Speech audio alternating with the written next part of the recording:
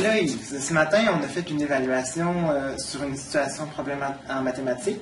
Et puis ça précédait ce que tu as fait avec les élèves. Tu as travaillé depuis le début de l'année le concept de la valeur de position. Puis c'est ce qu'on a évalué ce matin avec un problème. Mais auparavant, tu avais aussi fait beaucoup d'exercices dans TamTam, le matériel que tu utilises ici. Puis avec toi, j'ai ciblé des élèves. Donc on avait 2 élèves qui étaient plus faibles, 3 moyens et 3 forts. J'aimerais ça que tu me parles en général de ce que tu as vu dans l'évaluation comme aide à l'apprentissage avant qu'on commence à parler des 2 situations comme reconnaissance de compétences qu'on a fait. Tu en as fait une cette semaine et puis celle d'aujourd'hui. Dans le fond, ce qu'on a fait depuis le début de l'année, c'est travailler la valeur des nombres. Puis on l'a fait de différentes façons. On a d'abord essayé de voir la valeur des nombres avec le matériel multibase. Puis après ça, on a regardé combien qu'on avait d'unités en tout. On a commencé par la valeur à la position, parce que les élèves, c'est ce qu'ils connaissent déjà. Après ça, on a regardé combien on en avait en tout. On a fait la preuve avec le matériel. Après ça, avec le matériel, je leur ai demandé, par exemple, en équipe de 2, d'avoir 23 dizaines, de les transformer, de faire les échanges. Comme la suite de ce qu'on avait commencé au C'est début ça, de l'année. pour découvrir c'était quoi les nombres, puis pour prouver qu'il y en avait 22 dizaines dans 226, par exemple. Puis après ça, on a fait le même travail avec d'autres nombres, mais en version papier. Dessiné. Ensuite, après ça, avec les nombres. C'est ça. Okay. Après ça, avec les nombres, puis après ça, dans le tableau numération. Fait que c'était pratique, des exercices que moi je faisais, puis ceux de TamTam aussi. D'accord. Donc, l'intention derrière tout ce travail-là qui est fait depuis le début de septembre, c'est toujours de voir si l'enfant a une bonne conception du nombre dans la valeur de position. S'il comprend. OK. Donc, c'est ce qui a été évalué dans l'évaluation comme aide à l'apprentissage, dans les exercices et puis dans les 2 situations qui ont été faites cette semaine. On a fait aussi la décomposition aussi parce que ça l'aide à comprendre le nombre. Puis, dans le travail, quand tu disais l'aide apportée aux élèves plus faibles, c'est que quand on était rendu à la version papier, les élèves plus faibles ne sont pas rendus à la version papier. Fait qu'ils viennent avec moi, le faire avec le matériel. On retourne jusqu'à l'endroit où ils comprennent, puis à la limite où ils ne comprennent plus, puis là, on fait celui-là. Fait que là, les élèves faibles que tu as choisis, ces 2 élèves-là, c'est sûr qu'il y avait encore le matériel. Okay. Puis avec le matériel, ils finissent par se débrouiller, puis avec le tableau numération. Mais la compréhension est encore difficile. D'accord. Puis toi, au niveau de l'évaluation, si on parle des élèves plus faibles, qu'est-ce que tu vas travailler au niveau de tes prochains exercices pour pouvoir, en fait, combler ces lacunes-là? On va reprendre les étapes. On va encore manipuler, puis on va essayer de le voir, de le comprendre, puis on va encore manipuler. Okay.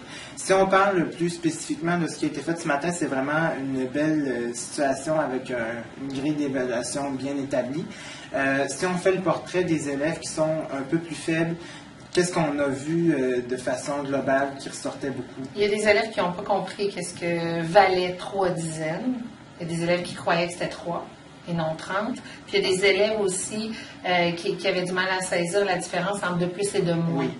Parce que là, dans la situation mathématique, on parle qu'elle en a 3 dizaines de plus, mais il fallait faire une soustraction. OK.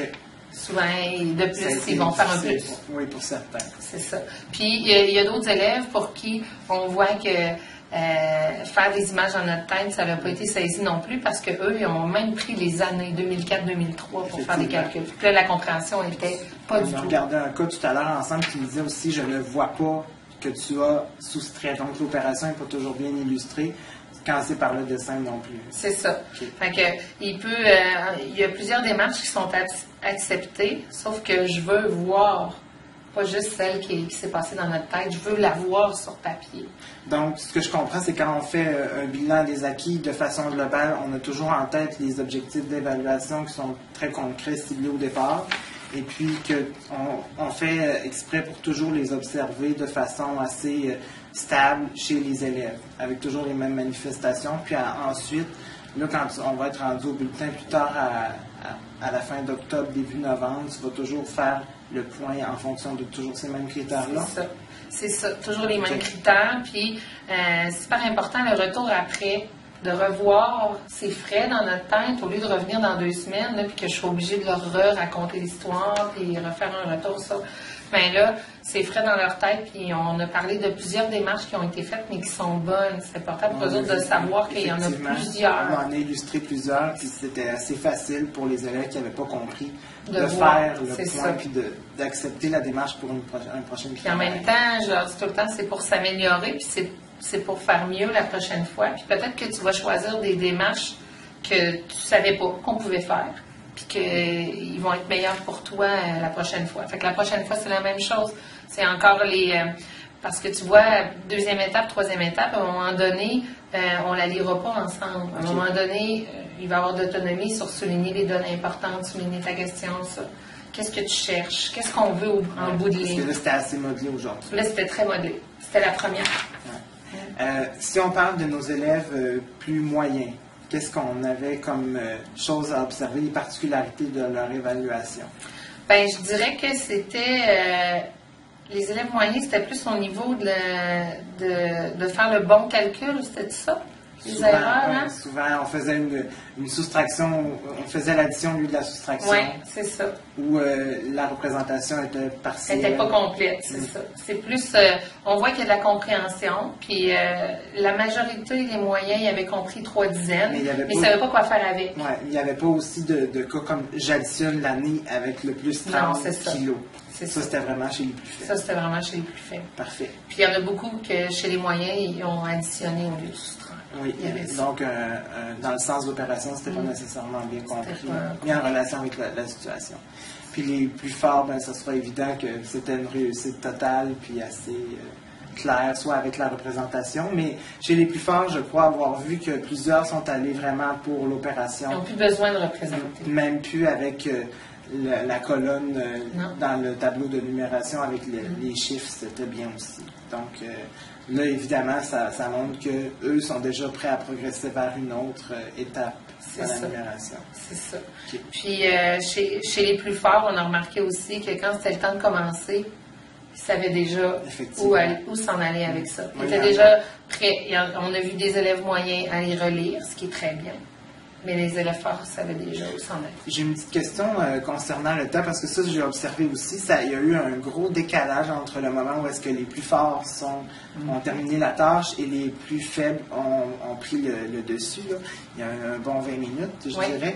Puis ça, je me demande, dans l'évaluation, ça fait une différence dans la mesure où est-ce que quand j'ai compris, je peux le faire rapidement, et quand ça me prend plus de temps à comprendre, ben c'est plus long puis c'est plus laborieux. Toi, dans l'évaluation, est-ce que tu tiens compte de ça? Parce que ça pose un certain défi aux élèves aussi. Il y a un temps qui est prescrit pour les élèves. Fait que là, on y va avec la majorité. Okay. Fait que si la majorité a terminé, le dernier élève, le temps que tu peux lui laisser, c'est un tiers du temps de plus que la moyenne a terminé. Dépasser ça, c'est plus vraiment une évaluation qui est jugée valide. Non. Dépasser ça, c'est terminé. Ou bien c'est incomplet, mais c'est terminé. Puis un autre problème qu'on a vu ce matin aussi, c'est qu'il y a des élèves qui avaient des questions. Malgré le fait qu'on ait bien modelé la situation de problème, qu'on ait pris le temps de trouver des informations importantes et la question, ça restait pour certains assez difficile de faire ça. Puis je me demandais comment, parce que j'ai pas voulu intervenir quand une élève en particulier m'a posé une question, parce que je voulais pas rendre l'évaluation invalide justement. Toi, qu'est-ce qui est important pour toi que les élèves fassent et jusqu'à quel point l'autonomie a ses limites quand on fait une évaluation? Bien, moi, dans une évaluation comme ça, étant donné que c'est la première que je fais, que j'évalue, puis que je sais qu'en 2e année, il n'y avait pas de situation mathématique telle qu'elle, ce que je fais, c'est que je vais répondre aux questions. C'est vraiment l'accompagnement puis de rassurer. C'est vraiment ça que je fais. Puis ce que je fais, c'est que j'écoute. Je lui fais relire, je lui refais faire ses stratégies. Je réponds pas nécessairement, mais je soutiens. Puis j'essaie de voir en le questionnant qu'est-ce qu'il a compris. Puis là, ben, je lui dis de continuer. Souvent, c'est rassuré parce que il y a la panique, il y a le fait, ben là, je ne sais pas, j'arrête. L'angoisse. Donc, je veux pas le laisser là-dedans. Je veux qu'il puisse continuer. Je veux savoir est-ce qu'il s'est calculé. Je veux qu'il y ait des traces. Puis, s'il y a quelque chose que l'enfant a débloqué par mes questions ou par, ben je l'écris. Que quand quand je vais mettre les points, si tu veux, ben là, je vais l'avoir parce que c'est pas dit que je vais me souvenir de tout. Fait que je vais l'avoir. Le parent aussi est là, puis l'enfant aussi est là. Mais l'enfant a réalisé qu'il avait écrit une soustraction, mais qu'il a additionné, mais je l'écris. Donc moi, ça me permet de l'enlever, d'enlever des points pour ça. Mais ça me permet de voir, par exemple, que là, il sait le faire soustraire. Sinon, je ne l'aurais pas vu. Puis aussi, dans un cas en particulier, tu m'as dit, j'ai pris le temps d'inscrire soustrait avec aide, parce que ça, quand rendu au moment de la correction, ça brime en quelque sorte le jugement, et puis il faut que tu prennes ça en considération. C'est ça. Parce que ça sera pas, elle a réussi, le soustrait, elle a réussi, mais elle a soustrait avec aide. Donc, c'est pas la même chose qu'un élève fort que tu fais tout ça. Ouais, quand on a parlé tantôt, tu m'as vraiment dit, il fallait que je note parce que il va avoir une perte de points, mais ce ne sera pas aussi nécessairement important qu'un reste. C'est ça. Bon, ben c'est complet. Juste avant qu'on termine, cette évaluation-là, qui était une situation assez intéressante, est-ce qu'il y en aura d'autres jusqu'à la fin de l'étape? De l'étape, oui. OK. Puis, quelle importance ont chacune dans le processus d'évaluation? Les situations mathématiques comme ça font partie de raisonner, font partie donc, de la compétence 60%. Puis au niveau des connaissances, c'est 40%. Okay. Ceux-là font partie de la compétence de 60%. Je vais en avoir environ 4-5. Okay. Puis le test que tu as vu tantôt sur la numération, les connaissances, va faire partie de raisonner, mais du 40%. D'accord. Puis, pour faire la compilation, tout ça, c'est vraiment des notes avec une grille. Puis, la pondération au niveau du bulletin, ça va être vraiment équivalent ou il va en avoir une qui va compter plus que l'autre au niveau de l'importance? Comment tu fais, comme toi, dans ta planification globale, comment tu vois ça? Tu vois, là, le test de connaissance de numération, là, lui, il était sur 46. Puis, il est dans les sections du début. Numération, c'est la portion la plus importante des mathématiques de troisième année. Donc, c'est sûr que celui-là, il va avoir une grande valeur. Je vais voir quel sera le prochain qu'on va avoir le temps de faire. Je m'ajuste vraiment. Okay. Je m'ajuste vraiment sur ce qu'on a vu, puis où est-ce que les élèves sont rendus, puis où est-ce que je veux les emmener aussi, puis pour la valeur de ce que c'est. Là, lui, il était sur 46. Est-ce que je vais le laisser sur 46? Peut-être que je vais le mettre, je vais voir. Mais il va faire partie du 40%. Des fois, la valeur, ça dépend. Mais numération, c'est une grosse partie, fait que c'est sûr qu'il va valoir beaucoup. Je te dirais que les situations mathématiques comme ça, eux autres, ils sont chacune sur 10 points avec les points. Fait que ceux-là sont sur 10 points, puis je vais le reporter sur 60. Okay. Chacune sont sur 10 points. Parfait. Donc, ce qui va nous rester à faire prochainement, ce sera en fait de voir avec nos élèves qu'on a ciblés pour la suite de la démarche, qu'est-ce qui fait en sorte que cet élève-là, avec toutes les traces qu'on aura compilées, c'est pourquoi on arrive à, par exemple, un C, à un B- ou à là maintenant, avec le bulletin, ça va être une note en pourcent, mais en tout cas, bref, pourquoi on justifie la note en fonction des traces, mais qu'est-ce qui fait, quels éléments ont une incidence plus que d'autres dans notre démarche d'évaluation? À travers les travaux mathématiques, à chaque fois qu'il y a un travail qui a été corrigé, les élèves l'apportent à la maison. Puis c'est à conserver à la maison, parce que j'ai dit aux parents en début d'année que je veux qu'ils voient qu'est-ce qui se fait. Donc, il n'y aura pas de surprise. Pas de surprise dans le sens qu'ils voient qu'est-ce qui a été fait en classe. On voit où il y a eu des erreurs, où ça a été effacé. Puis quand c'est envoyé à la maison, c'est que ça a été corrigé, revu. Donc, ça permet aux parents, quand tu rends le bulletin, qu'ils ne soient pas surpris, qu'ils se disent « Ah, comment ça? Qu'est-ce qui se passe? » Normalement, l'idée, c'est d'éviter le plus de surprises. C'est ça, c'est ça. De les préparer, puis ils voient aussi l'évolution. Parce qu'à un moment donné, il y en a, les élèves moyens, qui sont devenus moyens forts. Là, ça a fonctionné. Il y a la progression, on la voit aussi. OK. Intéressant. Ben, en tout cas, je te remercie. Puis, on se reparlera plus tard, comme je t'ai dit, du jugement plus en particulier versus un élève, pourquoi je lui mets cette note-là avec toutes les traces que j'ai combinées. À quoi ça sert d'avoir toutes ces traces-là. Merci. Alors, bonjour Héloïse, on est de retour aujourd'hui pour faire la suite de la démarche. Donc, aujourd'hui, on va se pencher surtout sur le jugement.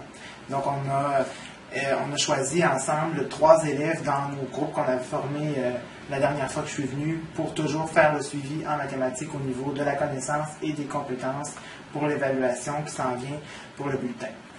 Alors, on va commencer tout de suite avec le jugement pour l'élève qui est le plus faible, donc l'élève qui va être coté rouge pour les observations qui vont suivre dans le reste de la démarche écrite que je vais faire. Donc, qu'est-ce qu'on peut observer au niveau de cet élève-là? Toi, tu as continué à faire la collecte de données, si on veut, tu as continué de ramasser des traces, et puis explique-moi un peu comment ça se déroule pour l'élève qui est coté rouge. On a observé ensemble ce matin les résultats, on a regardé les observations que tu m'avais aussi présentées tout à l'heure. Ben, cet élève-là, pour les compétences, dans la situation raisonnée, pour les compétences, elle a obtenu 40 sur 60. Okay. C'est-à-dire que bon, elle perdait des points au niveau de la capacité à choisir la bonne opération. Et dans la compétence, c'est ce qui prime comme... dans la connaissance, c'est ce qui prime comme chose la plus importante quand on observe les copies. Ensuite, quand on est allé dans les connaissances, elle a obtenu 29 sur 40. Okay. En additionnant les deux, ce qui lui fait une note de 70. D'accord. Donc, c'est quand même, dans le portrait d'Atlas, c'est quand même, ça se situe au plus bas. Elle s'est vraiment améliorée. Okay. Parce qu'elle ne restera pas au plus bas. 70, ça ne sera pas le plus bas. D'accord. Donc, cet élève-là s'est vraiment amélioré. Si je compare les traces que j'avais au départ, quand je suis venu à la mi-octobre à maintenant, on voit vraiment une différence. Ce qui est arrivé, c'est qu'on a fait en 6 situations raisonnées environ, puis 3 pratiques qui ont mené, chacune d'elles a mené à une qu'on a comptée en évaluation. Puis après ça, les situations valent pour 60% de la note raisonnée. Puis les connaissances, les tests de connaissances valent, eux, pour 40%. Ça, c'est ce que prescrit le ministère. C'est ça. D'accord. Donc, j'ai envie de te poser une question rapidement comme ça, là, avec ces traces-là. Quand tu vas rencontrer les parents de cet élève-là au mois de novembre pour, voir un peu le cheminement de l'élève en question, qu'est-ce que tu vas dire au niveau des mathématiques? Bien, moi, c'est ça que je vais parler du progrès. Je vais parler du fait que cet enfant-là, plus elle en fait, plus elle s'est améliorée. Je vais parler du fait aussi que cet enfant-là, ce que j'ai remarqué, c'est qu'elle a vraiment retenu, pour choisir l'opération, elle a vraiment retenu quels sont les mots indices qui vont m'indiquer que c'est une soustraction ou bien que c'est une addition. Puis, c'est d'en faire souvent. Les points forts donc, de cet élément en question, c'était justement l'utilisation des trucs et des stratégies pour les mathématiques. Parfait. On va passer maintenant à l'élève qui est coté jaune, donc dans la catégorie moyen. Et là, on a un phénomène à expliquer dans le jugement, parce que si on se rapporte aux notes, c'est quand même assez fort, si on veut. C'est que cet élève-là, dans les situations mathématiques, il les a eues toutes bonnes. Toutes ces situations mathématiques, il les a réussies. Donc, au début, dans les connaissances, c'est ça. Donc, les 3 que tu as... les 3 qu'on a évalués, il les a réussis. Puis quand on faisait la pratique, il ne réussissait pas totalement. Mais il a intégré la pratique, puis il a réussi à l'évaluation. Les 3, il a fait ça. Ensuite de ça, quand on est arrivé aux connaissances, il y a eu quelques pertes de points au niveau des connaissances. Le deuxième test de connaissances s'est vraiment amélioré. Puis là, il y a eu quelques petits points qui ont manqué. Qu'est-ce qu'il y avait comme progrès? Qu'est-ce que tu as vu vraiment? Tu dis, oh, c'est en train de changer la situation. Je dirais que c'est au niveau de sa révision. OK. C'est un élève qui va quand même assez vite, puis qu'il peut se tromper dans ses opérations de 1 ou de 2 points. Puis quand il se vérifie, ben, il se vérifie pour de vrai maintenant. Okay. Ce qui n'était pas le cas au début. Ce qui n'était pas le cas au début. Donc, ce qui lui faisait perdre plus de points. C'est ça. Okay. Mais son objectif à lui, c'était de faire une vraie révision. Puis il le fait. Bon, alors, on voit que l'objectif a été atteint. Puis, concernant les élèves qui sont dans cette catégorie-là, on avait quelque chose de particulier à dire au niveau de l'utilisation du matériel. C'est qu'on a des élèves au niveau de l'évaluation des connaissances, quand ils ont fait les additions, les soustractions, par exemple, avec retenue et emprunt, il y a des élèves qui, quand ils la réfléchissaient à la fin pour se réviser, ils me disaient « ça ne fonctionne pas. J'ai environ 3000, moins 1000. » puis ça me donne à peu près 100. Ça fonctionne pas. Le sens n'était pas compris. Donc, il faut remédier à ça. C'est ça. Donc, il comprenait qu'il y avait un problème et il n'arrivait pas à trouver le problème. Donc, j'ai suggéré, qu'est-ce que tu peux faire? Donc, cet élève-là a décidé de dessiner son matériel. Puis là, il a levé la main, puis il a dit, ça ne fonctionne pas avec le matériel non plus, c'était le fouillé, c'était désordonné, ça ne fonctionnait pas. Donc, qu'est-ce que tu peux faire d'autre? Donc, il a pris le matériel, puis il est allé manipuler à l'arrière. Il a représenté ses nombres avec le matériel de multibase, puis il a réussi. Donc, après ça, je lui ai dit... Ça fonctionnait toujours avec le mode concret, mais celui de concret, c'était impossible. C'est ça. Il était comme pas rendu encore là, mais même à l'évaluation, je lui ai donné l'opportunité d'aller le vérifier. Là, après ça, je lui ai dit, maintenant, refais ton calcul à côté avec les chiffres. Puis, refais-le, puis vérifie. Qu'est-ce que tu as fait? Ben, j'ai fait des paquets de 10, je suis allée l'échanger. C'est ce que tu fais avec les chiffres. J'ai l'impression qu'il y a eu un petit peu plus d'étincelles. Okay. Mais tout ça pour dire que cet ami-là, en se vérifiant, en l'analysant, puis en lui permettant, c'est sûr que si je ne lui avais pas permis le matériel, il n'aurait pas réussi. Mais il y avait un élément de compréhension que j'aurais perdu en enlevant tous les points parce qu'elle avait compris que ça n'avait pas de sens. Donc, au niveau des traces, c'est bien important. Là, puis ça, on en a parlé aussi ensemble quelques fois. C'est bien important que l'élève n'efface pas ce qu'il fait. C'est ça. Parce qu'on peut voir le progrès, puis c'est plus facile pour nous d'analyser. Ouais. Ça t'a permis de faire. Là, tu voyais au début, oups, ça ne marchait pas. Puis là, après, si tu fais ça plus, ben là, tu vois. Donc, c'est important de dire aux élèves de garder, de ne pas effacer, de garder toutes les traces pour pouvoir bien analyser la situation. Puis moi, à ce moment-là, mes nouveaux objectifs à moi pour cet élève-là, c'est pour l'amener au calcul abstrait maintenant. Ouais. Juste avec les chiffres en haut. L'algorithme. Mais c'est ça. C'est ça mon prochain objectif. Puis les résultats, ça donnait quoi? Bien, ça donnait pour l'élève jaune, ça donnait 60 sur 60 pour les situations. Puis ça lui donnait 34,7 sur 40 pour les connaissances, ce qui lui fait 94 bien pour un élève moyen. Il y a eu un progrès. Vraiment. On aime ça comme ça. On va passer en dernier lieu à l'élève qui est côté vert, l'élève dans la catégorie des forts. J'avais oublié une petite chose avant qu'on y aille là. Quand on va parler aux parents de l'élève moyen, qu'est-ce qu'on va dire? Ce qu'on va dire à l'élève moyen, c'est que dans le fond, moi, j'ai la pochette avec les évaluations. Les parents, ils les ont déjà vues au fur et à mesure. Ils les ont signées. Puis, je vais noter le progrès de cet élève-là. Je vais noter aussi le fait que je lui ai fixé un objectif, puis il travaille vraiment. Puis, quand c'est l'évaluation, je vais le voir, puis il me le dit, regarde Héloïse, j'ai fait ça quand je me suis vérifiée. Pas juste j'ai relu. J'ai fait ça quand je me suis vérifiée. Je vais noter ses progrès. Puis qu'on le soutient pour qu'il continue comme ça. Excellent. Bon, on va passer maintenant à l'élève côté vert. Bien, l'élève côté vert, situation mathématique, tout bon. Donc, 60 sur 60 en compétences. Puis, pour ce qui est des tests de connaissances, tout bon également. Donc, cet élève-là a 100 %. Par expérience, Mathieu, c'est très rare. Très rare. On a choisi un élève qui est exceptionnel. D'accord. Puis on voit aussi dans la démarche de travail, c'est toujours rapide. Hein? Dans sa capacité d'exécution, oui. On se dit que c'est quasiment des automatismes. Oui.